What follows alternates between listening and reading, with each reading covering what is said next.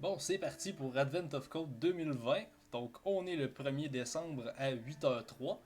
Pour ceux qui ne savent pas c'est quoi Advent of Code, en gros, c'est un peu le même principe qu'un calendrier de l'Avent. À chaque jour, il va y avoir des défis de programmation qui vont être séparés en deux parties. Puis, j'ai seulement le droit de prendre mon chocolat de l'Avent quand je vais avoir fini mes deux parties pour chaque jour. Fait qu'on va commencer tout de suite. J'ai vraiment pas regardé rien pantoute. J'ai juste fait un petit framework de base qui génère tous mes fichiers. Puis ben on va voir ce que ça donne. J'ai pas lu l'introduction, on va juste starter tout de suite avec le problème. Bon, ça commence ici. Expense report. Ok, fait que la somme jusqu'à 2020, puis multiplier les deux nombres ensemble. Fait que là, faut prendre ça. Ok, en gros, on a juste une liste de nombres, puis il faut prendre les deux nombres qui ensemble s'additionnent jusqu'à 2020. Puis la réponse, c'est juste ces deux nombres-là additionnés. Fait que je vais aller télécharger mon input, puis faire mes fichiers du jour. Tiens, les inputs sont téléchargés. Fait que l'input est pas ordonné. Ça a l'air assez random. Y a-t-il des chiffres qui sont plus gros que 2020? Ça a pas de l'air. Fait que là, en ce moment, la manière la plus brutale qu'on pourrait résoudre ce problème-là, c'est juste faire deux book 4 imbriquées une dans l'autre, puis genre, c'est comme un genre de gros brute force, mais c'est probablement la manière la moins efficace de résoudre ce problème-là. Mais sinon, comment qu'on pourrait résoudre ça efficacement? Je pense qu'on pourrait faire un sort de la liste. Si je fais un sort de la liste, ce que j'aurais pensé, c'est si je fais un sort de la liste, puis que je commence avec le premier nombre, puis là j'itère, puis quand la somme dépasse le 2020, ben ça sert à rien de continuer de continuer l'itération de la loupe parce que si on continue avec les autres, s'ils sont en ordre, ça va tout le temps être plus haut que 2020. Fait que ça pourrait être une manière de rendre l'algorithme un peu plus efficace. Après ça, on pourrait faire aussi, là, étant donné, s'il y avait des chiffres qui étaient plus grands que 2020 à la base, on aurait pu faire des breaks là-dessus aussi. Mais je pense qu'il n'y en a pas. En tout cas, de ce que j'ai vu, là, j'ai checké rapidement. Là. Il y a juste, j'ai vu 2008, 2010. Il n'y a pas de 2020, je pense. Fait que j'aurais pas besoin de faire de break pour ça. Fait que.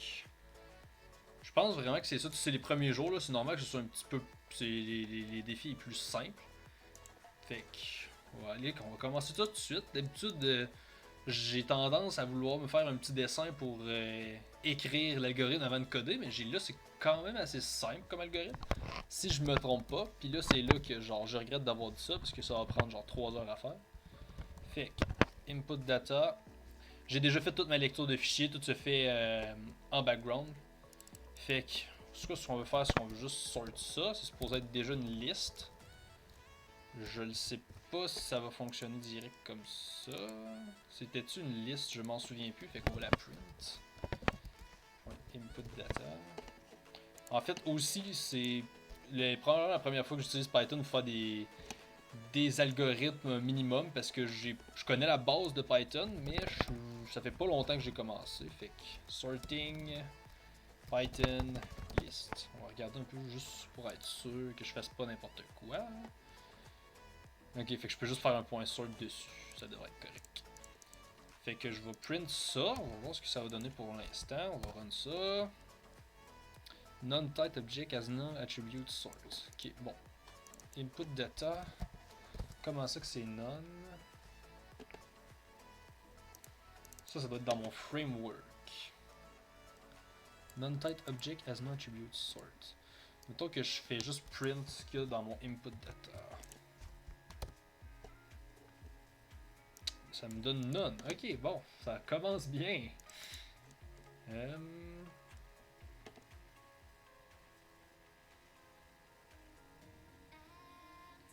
Normalement, il est supposé avoir l'input qui a été cherché ici. Self.read input. Self.input data. Je vais mettre un petit print. Bon, ben, ça commence bien. On a déjà une erreur de framework. Je vais corriger ça, puis je vais revenir avec ça sur le problème. Bon, de retour, il y avait une erreur dans le framework. Fait que c'est sûr que si j'ai pas mon input, je peux avoir mal faire le défi. Fait que j'ai corrigé ça. Puis donc là, je vois afficher comme du monde ma liste. Fait que là, si je fais un point sort, je vais le faire juste au-dessus. Ça devrait m'avoir ma liste triée. On va essayer ça. C'est self.inputData. On va rouler ça. Ça a-tu l'air d'être trié? Ça a l'air de pas être trié. Ah, mais c'est le tri de Python qui fait des affaires bizarres parce qu'il trie par chaîne de caractères. Fait que Python sort numbers in array. Regardez ça. Comme j'ai dit, il va y avoir beaucoup de recherches sur internet parce que j'ai pas utilisé Python souvent. Donc, comment ils font ça? Reverse, c'est pas ça que je veux. Reverse. Qui égale sort second. Ça c'est quoi? Ça zero in ascending according to the second element. Ok, return val 1. Bon, ok. J'ai aucune idée comment ça fonctionne. Sorted numbers. 1, 3, 6, 9. Des exemples déjà. Sorted. Ok.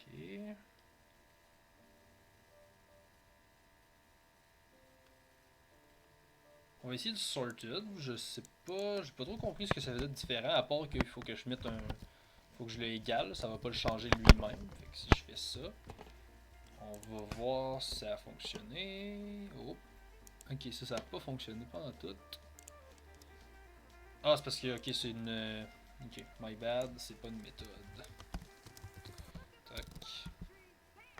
Tac, ça. Mets ça dedans. Ok, CTRL S. On reprint. On va l'avoir.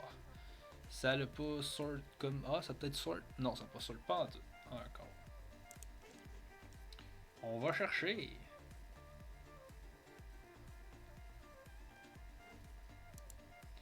Peut-être si je mets sort string numbers in array, quelque chose comme ça. Numeric strings in a list, ça doit être ça. The original list. Fait point sort, c'est ça, ça va pas le sort. C'est ça. Comment ça? Ah, ok, il convertit la liste en int. Ok, il faut que je convertisse ma liste au complet. Je peux convertir ma liste au complet en int. Ou je pourrais faire key égale int. Fait que ça va transformer. Ah, on va essayer ça. Fait que on va enlever ça. Point sort key égale int. Ça a-tu l'air d'avoir sort? Oh, je pense qu'on a quelque chose. Ouais, là on a quelque chose. Fait que 2010 c'est notre valeur maximale. Puis on a 74 comme valeur minimale. Ok. Bon. Fait que comment que je voyais ça? C'est qu'on va avoir une boucle for en premier. Je vais l'appeler i in range 0 to self.inputData.length. J'ai oublié comment on prend la longueur d'une liste. Length list. Ou c'est S. Ah, c'est length, c'est ça, length. Fait que 0 à length de mon input. C'est appelé une parenthèse. Ok. Après ça, je vais mettre un print pour qu'il arrête de gosser avec le souligné rouge. Fait que notre première book for. Fait qu'avec celle-là, on va refaire une autre book for.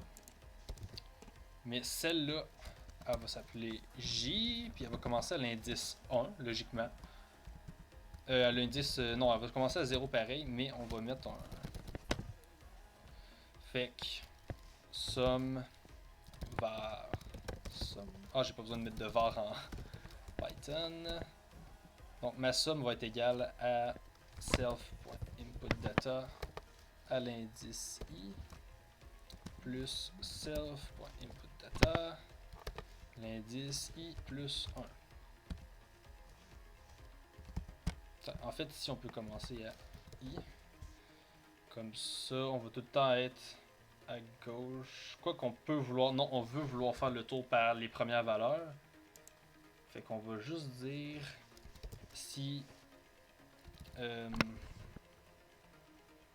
en fond, c'est si notre i est égal à j. Je pense pas que la valeur peut être elle-même. Je suis pas sûr. On va aller revoir l'énoncé. The two entries that sum the two entries. Fait qu'ils disent vraiment deux entrées. Fait que ça peut pas être la même entrée. Ça peut pas être ij.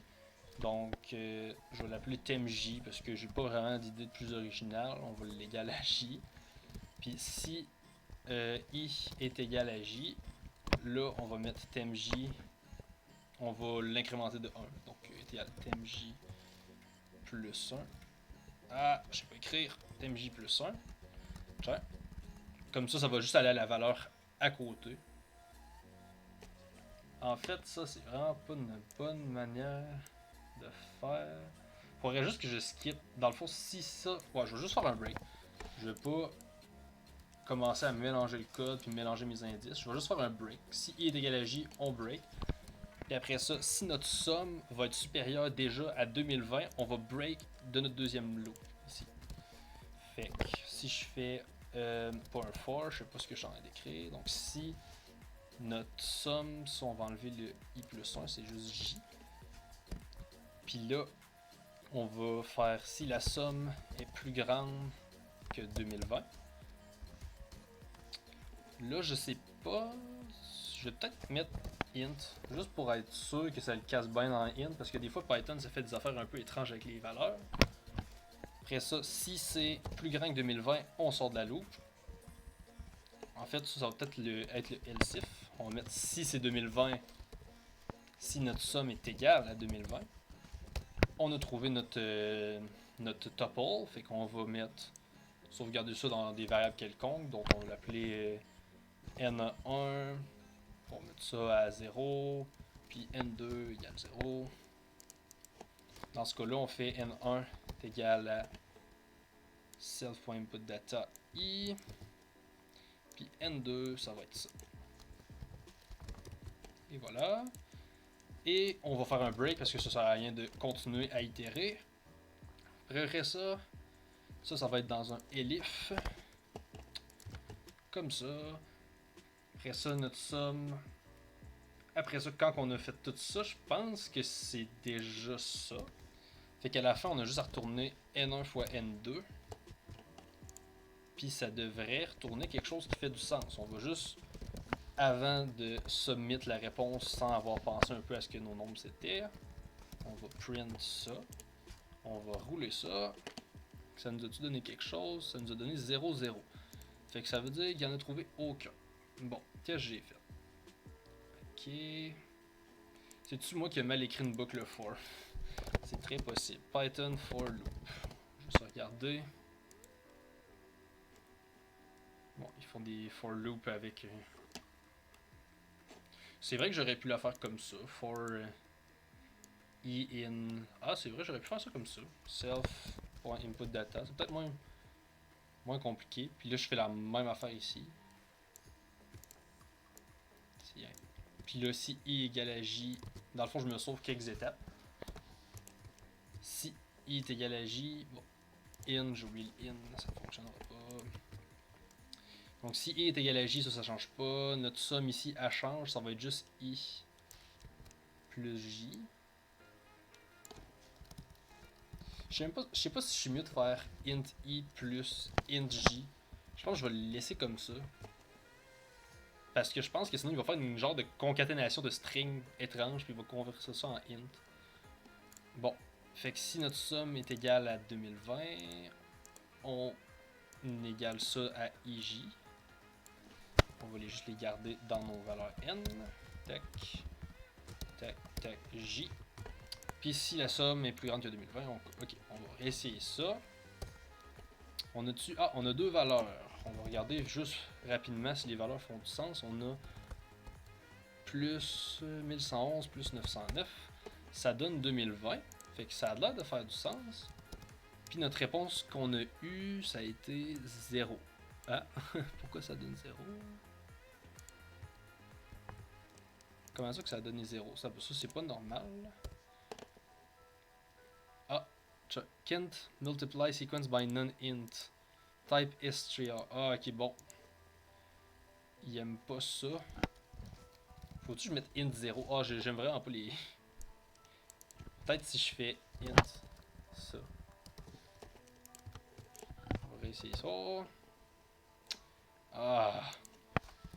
Si je fais int... Ah, j'ai vraiment de la misère avec les conversions de type en Python. Ok, là on a quelque chose. Fait que dans le fond, ça est supposé être juste ces deux nombres-là multipliés. Fait que 1111 fois 999. Ça donne bien 1 million. 1 million. 1 million 100. Oh, pourquoi ça donne pas la même chose? J'ai-tu fait une erreur? C'est que je les ai logués ici. Ah, c'est 909. Ok, c'est moi qui s'est trompé. Fait que c'est 1111 fois 909. Ça donne bien ce que ça m'a donné. Fait que ça a l'air d'avoir été beau là-dessus. Fait qu'on va copier ça. On shoot ça dans la réponse. Submit. On a eu la partie 1. Bon, partie 1, c'est réglé. C'était pas trop compliqué. J'ai juste eu beaucoup de misère avec genre les conversions de type.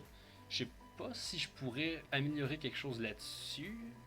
Je fais juste un sort après ça. Ça, c'est mes valeurs pour les retourner à la fin. Je sais pas, peut-être que j'aurais pu faire transférer tout de suite la liste en int. Ça m'éviterait peut-être des conversions ici. Mais en tout cas, ça, ce serait de l'optimisation. Anyway, c'est tellement rapide, ça dit que ça roule en 0 millisecondes. À moins que ce soit mon timer qui fonctionne pas. Mais ça, on va voir ça dans les autres parties. Parce que là, c'est pas des calculs qui sont très lourds. Bon. On va lire ça.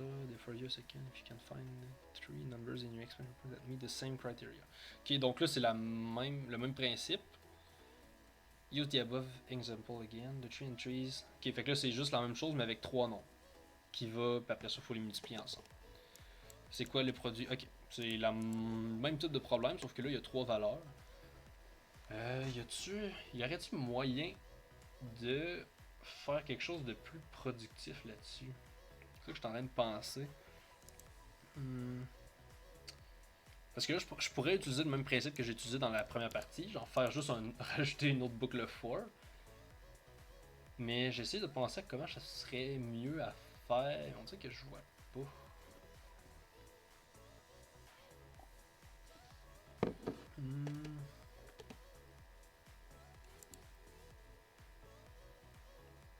Je pense que vraiment la seule façon, en tout cas que moi je vois de le faire, c'est de sortir la liste. Puis dans le fond, je vais juste faire un beau gros copier-coller de ça. Faudrait peut-être que je fasse une fonction dans mon framework qui fasse des parties communs, genre comme ça j'aurais pas besoin de copier-coller autant de lignes. On va enlever ce return là. Puis là on va rajouter un N3. Il y aurait peut-être une manière je sais pas s'il y aurait une manière mathématique de le faire. Je pense pas. Je pense que c'est vraiment le but c'est vraiment de faire un brute force. Fait que genre on va rajouter IJK. Yeet. Fait que if I est égal J ou or I est égal K, on break. Fait que si c'est pas trop d'entrées différentes, on break. Après ça, notre somme, c'est juste, on rajoute notre K là-dedans. Je sais pas si je pourrais m'éviter les... en tout cas, on va laisser ça de même pour l'instant. Je vais peut-être taponner avec les conversions de type un peu plus tard. Fait que si notre somme, c'est 2020, on garde notre K. On break. Si c'est supérieur à 2020, on break de ce list-là. En fait, ce qu'il faudrait faire probablement, c'est faire un check ici. Premièrement, si I est égal à J, on va tout de suite break de la boucle J, pas de point virgule en Python. Puis si I plus J c'est supérieur à 2020 déjà, je sais pas si ça va être vraiment possible, probablement. Je sais pas si ça va être possible dans la liste par exemple. On va regarder les inputs. Mettons. Oh, ah non, ça c'est pas sorted, c'est vrai. Faut que je remonte pour aller voir, mais. Okay. Ça c'est pas sort. Ça c'est pas sort. Ça c'est sort. Est-ce que ça vaut la peine qu'on fasse un break? Je pense que oui. On va l'ajouter. Ce break là. Tac. Fait que ça. On va mettre ça dans un elif juste pour que ce soit plus Hein, nos conditions. Donc si c'est I est égal à J, on break. Si la somme est déjà supérieure à 2020, ça sert à rien qu'on continue avec J, on break. Sinon, on rentre dans K. Après ça, si I est égal à J, on l'a déjà testé. Fait que si I est égal à K, ou K est égal à J, ou K est égal à J. Non, I est pas égal à J, fait que si I est pas égal à... Ouais, ça c'est pas besoin de limite. Comme ça. Oui, on a... je me mélange. En tout cas, ça c'est supposé... Je pense qu'on a déjà la solution. Faut juste que je rajoute N3. En fait, je pourrais juste ça, je pourrais direct retourner genre le product en faisant genre... Ici, j'aurais juste à mettre product égale 0. Puis ici, on mettrait product égale ces trois affaires-là. CTRL X, CTRL V, product, on shoot ça là. Mais là, ici, c'est pas. Ça va être IJK, IJK, comme ça. Et si je roule ça, est-ce que ça va donner quelque chose qui fait du sens? Je ne sais pas parce que j'ai pas les nombres, fait qu'on va les log juste quick. J'écris log, ça va bien. Print, on va print I, print J. Je suis trop large pour mettre des virgules, fait que je vais juste écrire le lot print au complet. Est-ce que ça fait du sens? Qu'est-ce qui se passe? Ah, ok, c'est la première partie. Attends, pourquoi j'ai autant de logs là? C'est pas normal. C'est comme s'il trouvait deux possibilités. Ah, ok, c'est parce que j'ai pas mis de... Faut que je break des deux listes. Ah, c'est... Est-ce qu'en Python, on peut break plusieurs loops en même temps? Python break multiple loops. Est-ce que ça se fait?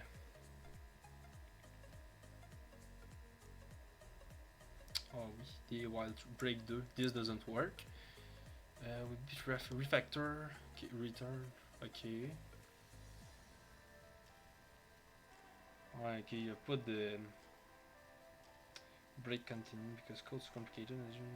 Ok. Ben au plus, je vais juste, si mon produit est pas égal à 0 dans la loop après.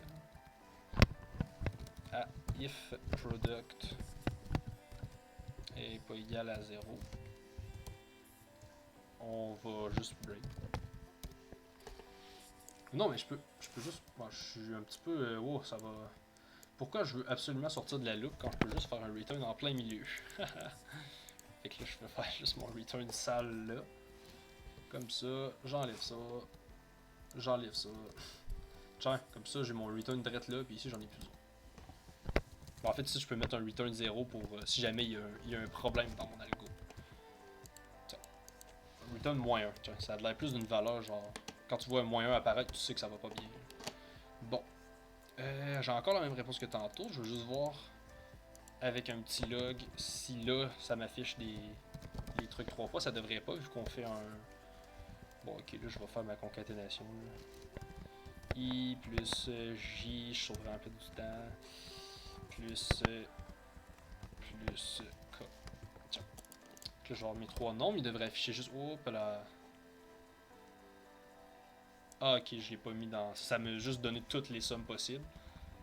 Ben, possible. Toutes les sommes qui peuvent potentiellement être bonnes. Puis là, ça va m'en donner juste un. 1564. Je vais juste vérifier. 1564 plus 74 plus 382. Ça donne bien 2020. Et après ça, je fais juste return ça. Donc, ça devrait être la solution. CTRL S. On copie ça. Touk. Touk. Submit. Et on a réussi la partie 2. On a déjà réussi le jour 1. Tiens. Je vais juste aller refactor l'autre code quick. Tiens. Je vais juste foutre mon return direct là. Return. Là, on copie ça. CTRL V. Ici, on va return notre -1 pour savoir que ça a mal été dans l'algo. Ici, on met notre J. Ici, on met notre J. Et ça devrait être ça. Je ne sais pas. Je vais juste penser rapidement s'il y a place à amélioration dans l'algo. Je pense pas. Ici, c'est plus dans. Mettons, s'il y en a un, je pense, qu'il y a place à amélioration, c'est celui-là. Parce que je trouve ça un petit peu chiteux quand on est ici, plus grand qu'à. Ben, je pense que c'est correct. Si I plus J, c'est plus grand que 2020, on skip, fait qu'on pense au prochain. Je pense que ça fait du sens comme ça. Fait que je pense que c'est ça qui va conclure le premier jour. Fait que c'est le temps d'ouvrir le calendrier de l'avant. Je vais me récompenser.